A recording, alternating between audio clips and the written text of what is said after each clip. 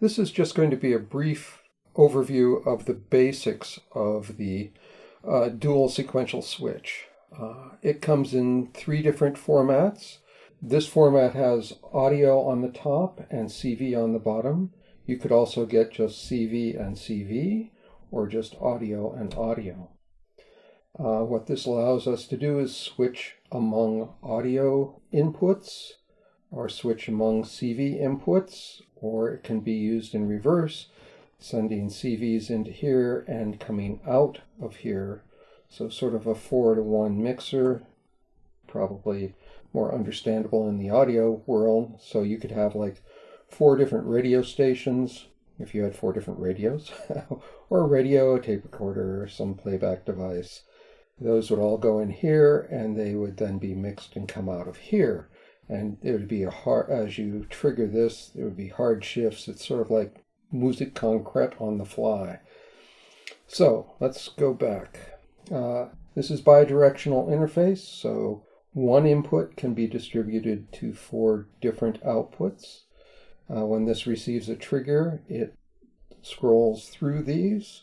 That mode can be forward or backward, or pendulum, which is back and forth, or random. So 1 in, 4 out, or 4 in and 1 out. It needs to be triggered.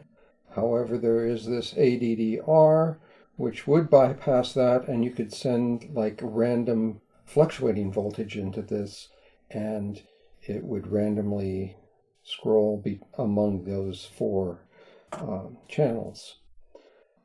In the CV world, it's classically paired with like a 246 or a 245. Normally you would just have a single CV out going into pitch, say, of an oscillator, which only gives you 16 stages. But with this switch, if you put a output from the last stage into this trigger, then it will shift down to read the next row, and then the next row, and the next row, so you can have a 64-stage sequence.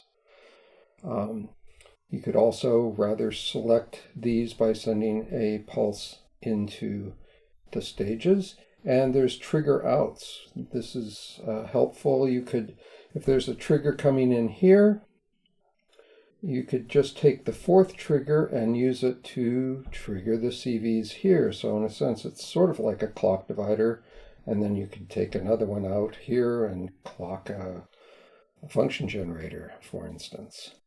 The steps are either 1 step, 2 steps, 3, or 4.